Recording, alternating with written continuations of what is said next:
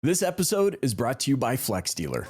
Out of all the process, the thing that they will remember the most is the last minutes on the dealership. Hey there, welcome to this episode of the Dealer Playbook Podcast. Sitting down with my pal Vinnie Moya, aka Vinnie the Car Guru. We're going to be talking all about how to build a personal brand as an automotive sales pro. Stay tuned.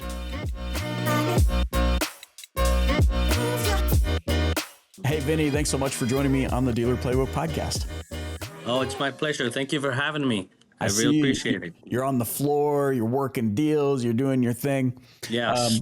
I want to kick this off by asking, were you born for the car business, or did you do like the trust fall that we all do and then we find our way in it somehow? Well, actually, I love cars since I was a little boy, but I didn't get into the car industry until about 11 years ago. Wow. And what made you want to take the plunge? It's actually a really funny story because I never thought in a million years that I'll be selling cars. I was in the trucking industry for many years. My dad was a truck driver. I was a truck driver. I had my own trucking business. But that got a little kooky after 2008. I became a little bit of a consultant for warehousing and trucking, but I wasn't really liking it much. And I was having, believe it or not, a beer with a friend of mine. And he's like, "Hey, listen, you should go sell cars." I'm like, "What?" He's like, "Yeah, you should sell cars." I'm like, "What do you mean?" He's like, "Well, you speak English, you speak Spanish, you do very well in that business." And that thought started rumbling in my head, and one day I just took my car, started driving. I parked at a dealership right by my house, and I got in there, and I just walked in there, and I said, "Can I talk to somebody about how do you go about selling cars?" The gentleman who actually took me, and it was a Colombian guy. I'm originally from Costa Rica, so we started speaking in Spanish, and he's like, "You know what? I'm gonna help you out. I think you're gonna do very, very well in this business. Come, I'll show you." And then since then, I've been in this industry. The rest is history. Yeah. You know what? It's funny.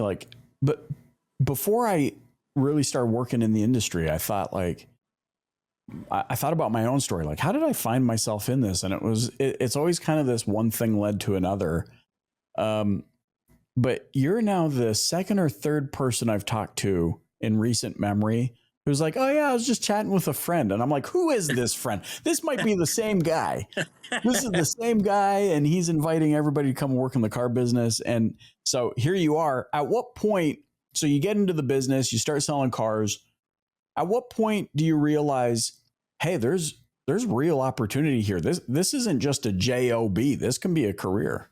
Yeah, one of the things that I fell in love with the business was the fact that I had my own way to manage my time, that I can, talk to people. I was impressed to, X amount of hours, X amount of production, and the sky was the limit. If I want to sell more cars, if I want to sell 2 cars, 3 cars, 4 cars, and I apply myself, I was able to do that. So there was no limit on how much I can make in the business. So one of the things that I really love about the business, it was that, and the freedom. I mean, I don't know in some other places, but in here, if I tell a manager, "Listen, I need to take a day for any reason," there is no problem. Like, "Oh, what are you doing?" Yeah, sure, no problem. Especially if you're producing, you have that flexibility, and I love that. Yeah, it's this what do you call it? Law of reciprocation. It's like you're there pouring it all out, leaving it all on the field. They see that in return. It creates this great relationship where they're respectful of your time and your space and give you the autonomy to act freely, which Yes. like you said, I mean, that's just the freedom of it. Yeah, and then for me, the opportunity to talk to different people from all different backgrounds. I mean, we're talking from people who work as a pick and garbage to the VPs of corporations, and you have to be there. And I learn from everybody that I get in touch, not only customers, but also my coworkers, my managers, people that comes into your life and teaches you. And it's another opportunity to expand yourself as a person. And I really love what I do. I love the fact that I help people acquire vehicles. That's the way I look at myself, and that's why I name myself the Car Guru, because a guru helps people accomplish a goal, guide them through a process to become better. And I look at myself like, let me help you from the car that you don't want no more to the car that you really want in the best way possible. And I really love that. Have you always been opportunity minded? Like you're able to see opportunity where some people might, like, because I mean, there's hundreds of thousands of car salespeople in the industry who, won't get past 6 to 8 cars a month. They won't think outside the box. But as I'm listening to you speak, even just the intentionality behind how you're using the word guru as part of your moniker, Yeah. this desire you have to help people accomplish a goal, where most people are like, I'm just selling them cars. Has that always been who you are? You're I opportunity minded. I think so. I mean, I came to the United States when I was about 18 years old, and I came by myself and I started creating my own life. And I always appreciated everybody that helped me, especially when I didn't know the language and people were trying to help me. Oh, no, that's not how you say that. You say it like this. And it was Right. helping me become a better person. So I think that the way that I can pay it forward is to help people when they come in contact with me and make their lives better. Mm. And so now it's been 11 years. You are Vinny, the car guru. Yes. At what point do you start putting yourself out there, realizing, in order to make a name for myself, I've got to put myself out there. I can't just sit here and wait for fresh ups. Well, one of the things that when I got into the business, which, again, 11 years ago was about 2013, um, I, I heard about social media, and I saw what people was using social media for. They were placing pictures of their family and stuff like that. I really didn't want to put anything like that out there. But then I'm like, well, there is a way that if I put happy customers and other people sees that I can create happy customers, then more people look my way.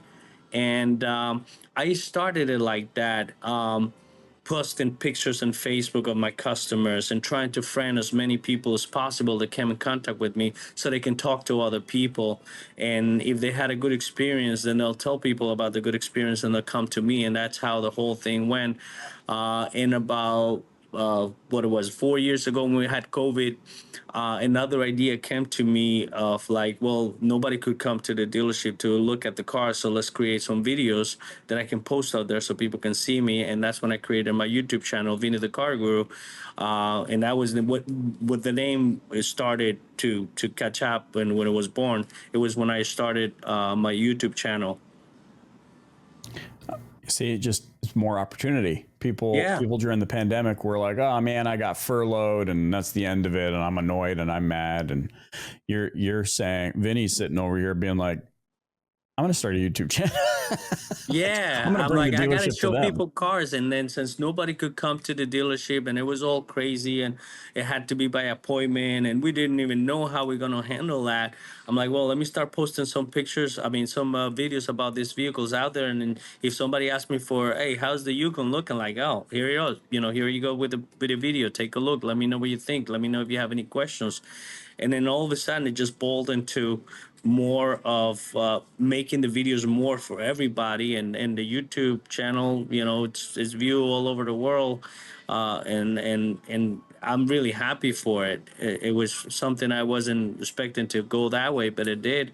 And it helps me tremendously with the sales too. I get a lot of people. Sometimes people come to the dealership and buy cars. They don't even buy from me, but buy from other colleagues, which is fine, because I'm also a big believer that when you put out there, you will reap the rewards, even if my colleagues are able to take advantage of that as well. I had been sitting on my desk and people was like, oh my gosh, we saw your video, that's why we came and bought that car from whoever is the salesperson. I'm like, yeah, great, if you please like and subscribe, and deeply appreciate it. Yeah, you it's know like I'm being supported either way. Like and subscribe. yeah. I love that. I mean, it's positive mindset. It's infinite game. You said something I want to touch on that I think is really important. And this goes back to, I think even we weren't recording yet. I asked where you were located, and you said Greenbrook, New Jersey, right smack in the center. Right smack center, Jersey. which is, you know, oftentimes when we're out at an industry conference or watch a webinar or some sort of a training, there's this, I don't know, like this expectation that if you're going to put yourself out there, then you need to go quote unquote viral.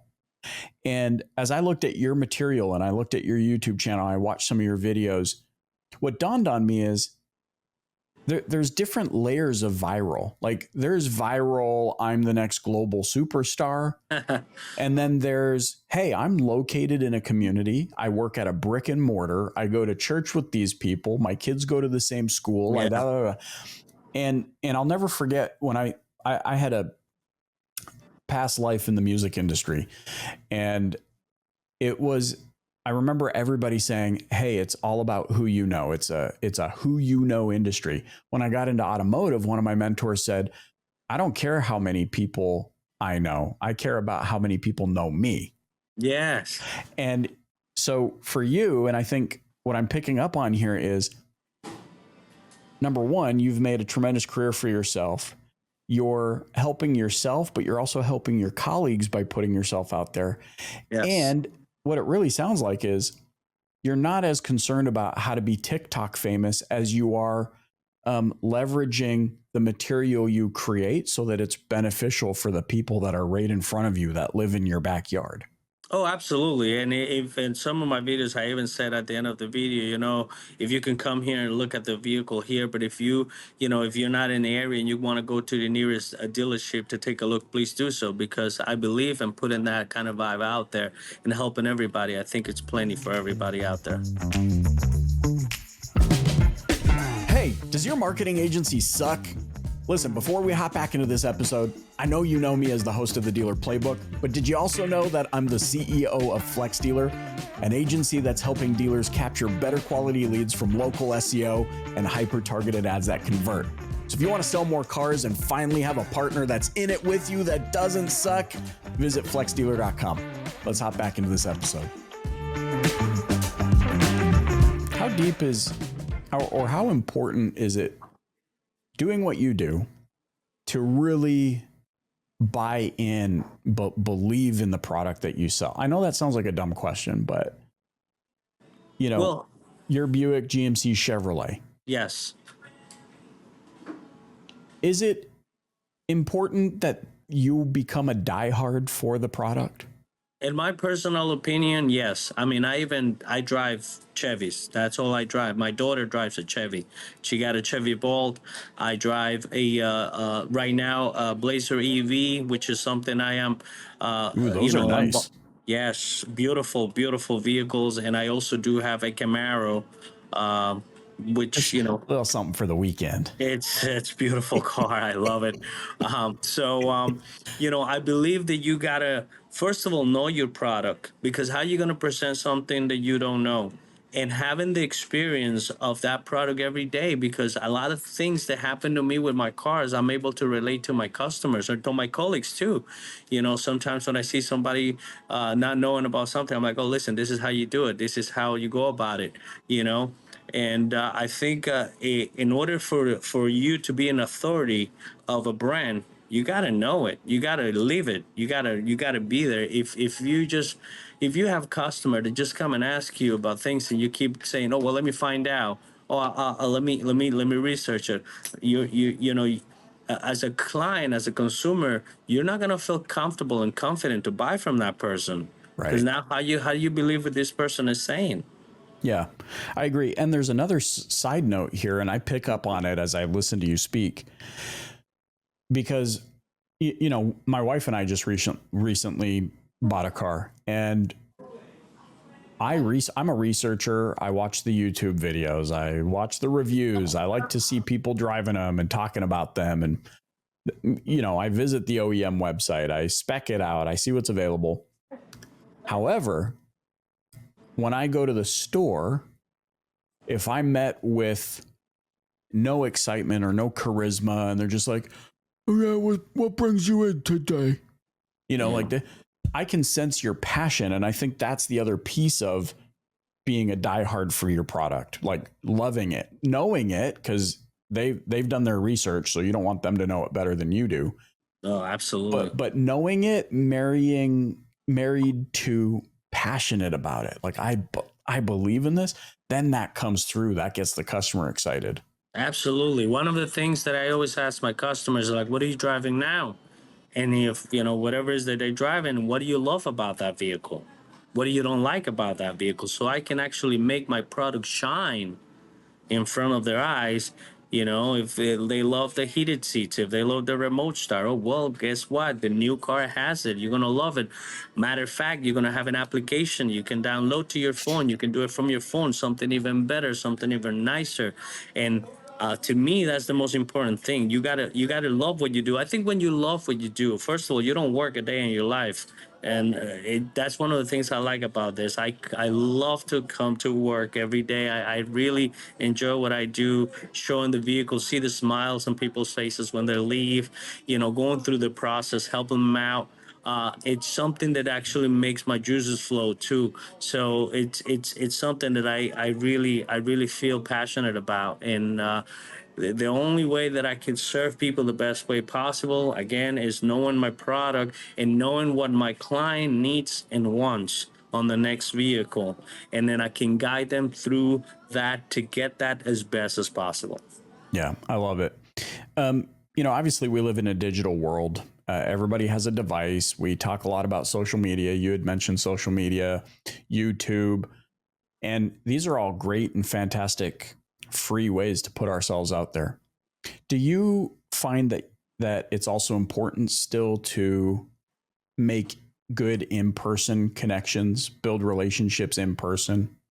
Oh, absolutely. One of the things that you got to do when you do this business is you got to create advocates. I really believe that people has to go out there and say, listen, I met this guy, he helped us out. You got to go to my guy. I want all my clients to go out there, and if they have a family member, if they have a friend, if they hear anybody trying to buy a vehicle, immediately go like, listen, you got to go to my guy. You got to go to Vinny the Car Guru. He's going to take care of you. He's going to show you the way. He's not going to give you any pressure. He's not going to push you into something you don't want. He really is going to hear you on what you want to do, and he's going to guide you through the best vehicle possible. How do you, I love that you said no pressure. From your vantage point and your experience now, how do you not pass on? Because I think the pressure, maybe I'm wrong. I feel as though the pressure that a customer feels is often because the salesperson is feeling pressured to sell a certain number of vehicles that month so that they can make a living. From your perspective, Vinny, how do you create that no pressure environment? Because obviously you've got to sell cars, you got to move metal, you've probably got a number in your mind. It's September 4th, it's a new month. You're like, here we go. What am I doing? I'm sitting on a podcast. I need to be drumming up business. But then in the moments when it counts, to not pass that pressure on. I think one of the first things that you got to do in order not to have that pressure is you got to build value on the product. Because remember, buying a car is it's an emotional situation. The logic comes a little bit later, but mostly emotional. If you have somebody that fell in love with the car, that loved how it drove, that likes the color, loves the smell of the new car and everything that goes about it. Now, when you come to the table, you're gonna tell them, let me show you how easy it is to do business with us, and let me how easy you can acquire this vehicle so you can go home and show it to your family. So it's no pressure. It's actually something that is exciting to do. They are going to start thinking, who's the first person they're going to show this vehicle? Where's the first place they're going to take it on the road? If they're going to go a long trip, a short trip, if they're going to go to their favorite restaurant, you start painting all this. So there is no pressure. I think you have to pressure people when you haven't done your job to get them excited, to really build value on the product, and get them in the story and the idea of, wow, man, I'm gonna be able to take this vehicle home, and our family is gonna enjoy it. You know, For example, if they like the sunroof, oh my gosh, it's going to be beautiful. Summer's around the corner. You're going to put that sunroof up. You guys going to go down the shore. It's going to be fantastic. I can't wait to see you guys do that. And, let me show you how easy it is to acquire this vehicle. You can go this route or this route. So there is no pressure on that to me, you know.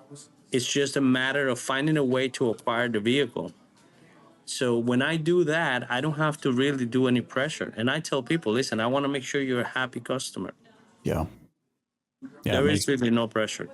I love that you said that just as I finished writing customer experience. And that was a prompt for me to talk about this, because I think oftentimes we are waiting, dealers are spending tremendous amounts of money on advertising and marketing to drive opportunities.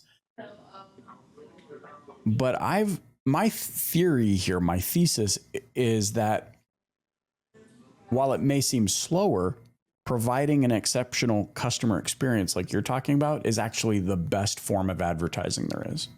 What are your thoughts? I think so. Yeah. I think so. And one of the things that they saying, customers, out of all the process, the thing that they will remember the most is the last minutes on the dealership. And that's why I take the picture when they're about to go home. And then I take that picture and I post it. And if I can friend them in social media, they allow me, I put it there. And then the next day, when I do the follow-up call, I text them the picture again. So they remember that good feeling that they had, and they can tell people that's the best thing you can do to somebody. I think the service that we can do another human being is to put them on that state of accomplishment, of happiness. And I tell people sometimes, talking about a little bit of a pressure, and I know sometimes people will come and they want the vehicle is, let's say, for example, a Denali. The Denali is a little bit expensive, so they're like, oh my gosh, this is a little bit more than what I wanted to expand. I said, I absolutely understand, but let me put it in this perspective. If you want to go on vacations and you want to go, let's say, to Florida versus Turks and Caicos, the cost of that vacation is going to be lower if you go to Florida. Let's say if you're closer to Florida, then it's going to be to go to Turks and Caicos. But what kind of experience are you going to get from those vacations? They both vacations. They both are going to feel good. You're going to take a week off from work. You're going to go with your family. You're going to have a great time. But, you're going to have one experience is going to cost you less, and the other experience is going to cost you more. What kind of experience do you want to have? Right. That's what I tell them. We can go with the SLE, entry-level cloth seats, just a little few things, and it's going to take you from A to B just like the Denali will. Yeah. The reasoning is what experience do you want to have in life? Yeah, I know it's going to cost you more, but it's the experience was costing you more. Do you want to have that experience or no? We don't have to go there.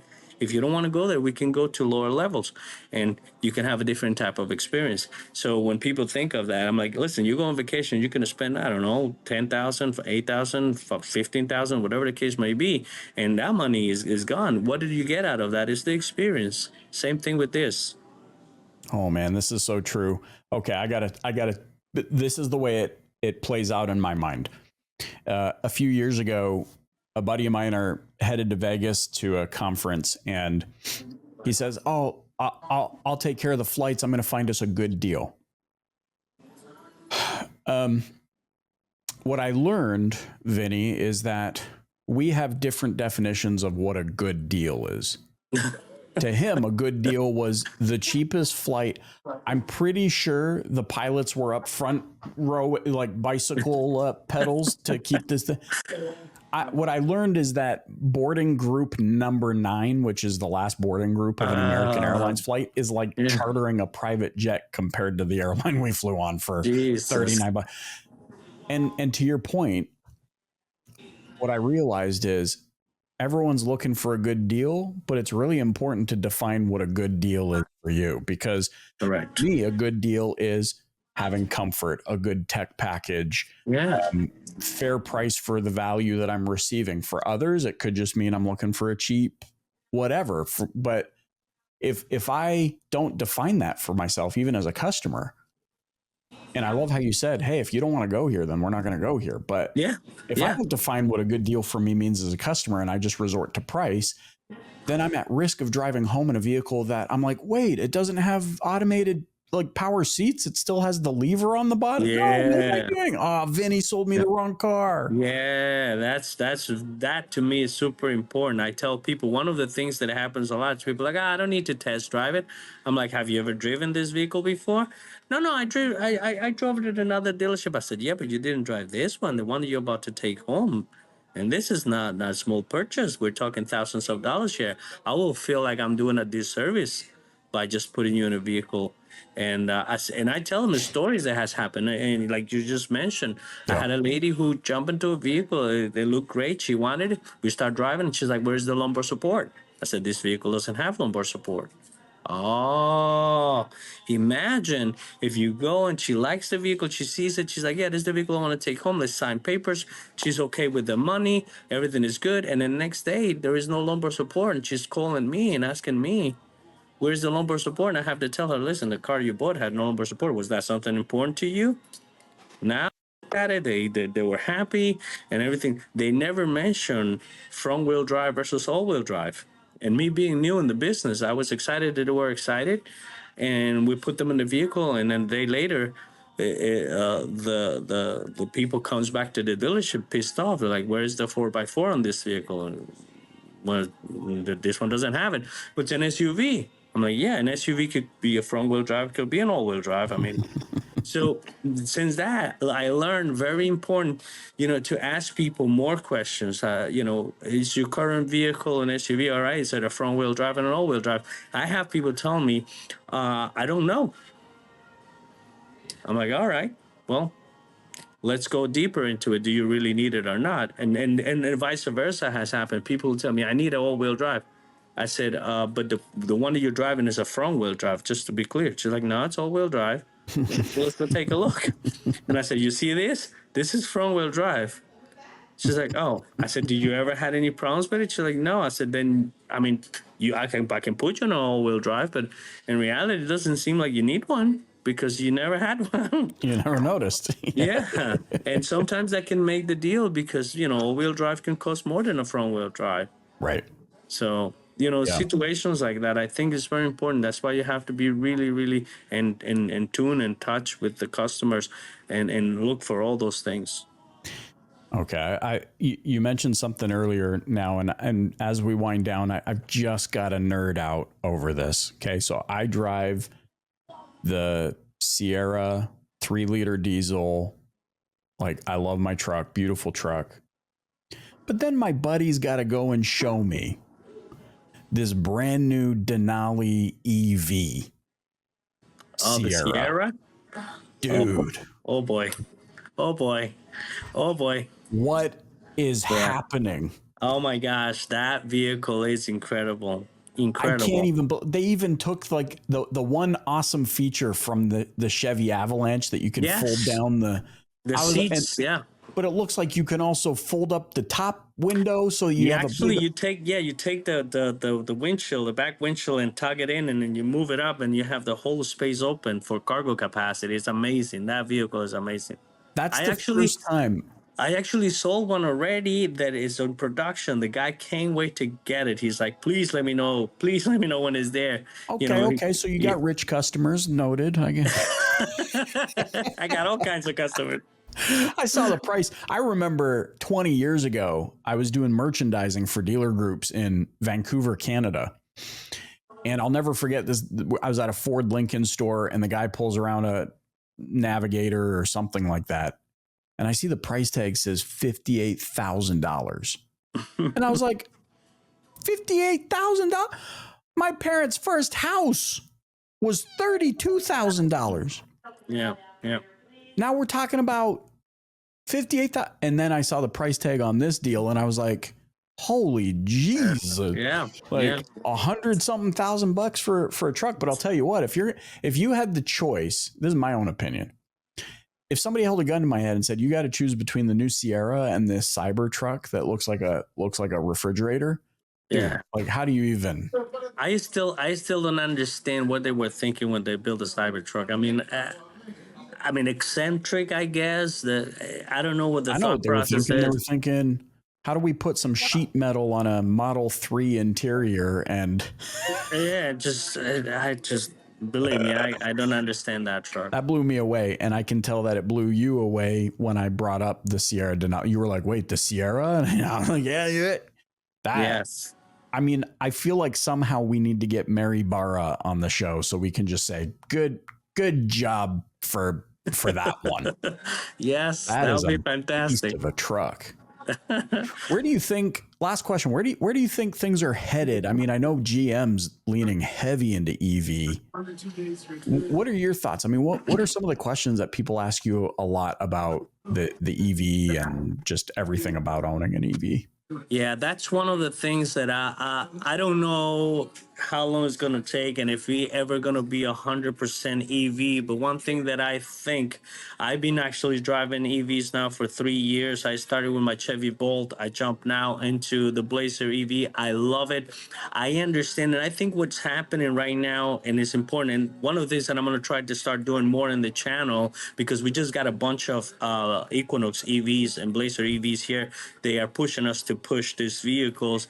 I wanna educate people and help them understand, because there's so much misconception out there about what EVs are about.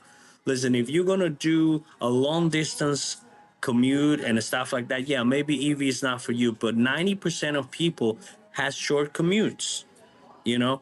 And if you know how to manage this, it can save you a lot of money on gas. These vehicles don't need oil change. They don't need the regular stuff that other vehicles need. So you can manage to use it to your advantage. It's just about to know how to position yourself with an EV. I think EVs are going to start becoming more and more part of our world. Um, and I think, like for example, my daughter, she learned to drive on an EV on my Chevy Bolt. I taught her how to drive on that, and now she got that car, and she loves it. And she's telling me, you know, from now on, she's gonna drive an EV. So these kind of generations, once they start getting into EVs, that's all they're gonna know. And like anything that we have seen in history, once you start getting something new, it just becomes the pattern. So I think EVs, it's going to take a while for people to understand, for people to get in, to get on board with the EVs. But I think it's a good thing for us. I know it's a lot of kinks and stuff that eventually we're going to have to work through. But I personally love it. I think, believe me, I love my combustion vehicle too. It's a different Yeah, experience. you got both worlds. You got the Yeah, Camaro. yeah. Yeah. And I there's love it. people who could do that too, you know, they could do that too. They can have the commuter EV and they can have the nice combustion form when they go long distance, you know. But I think if people really understood the EV and how they work, they will have a good experience as well. And I think it's gonna take on more and more percentage of the market as it goes. Not as fast as the people who are putting them in the market and the people who are building these vehicles, they would like to be out there percentage wise, but it's gonna go further and further as it progresses through the time. Yeah, crazy. Yeah. Man, Vinny the Car Guru. Thanks so Yeah. much for joining me on the Dealer Playbook podcast. How can Thank you. those watching and listening connect with you? Well, actually, if they Google my name, Vinnie Moya, they immediately get my page. They get my TikTok, my Instagram, my YouTube channel, my Facebook. It's right there. If you hashtag Vinnie the Car Guru, it's another thing that I've been using to brand myself to make it nice and easy for people to connect with me like that. And all my I love it. information is there, my phone number, my email, everything. Thanks, buddy. Thanks for joining me on the podcast. Thank you for having me. I really appreciate it. Hey, thanks for listening to the Dealer Playbook podcast. If you enjoyed tuning in, please subscribe, share, and hit that like button. You can also join us and the DPB community on social media. Check back next week for a new Dealer Playbook episode. Thanks so much for joining.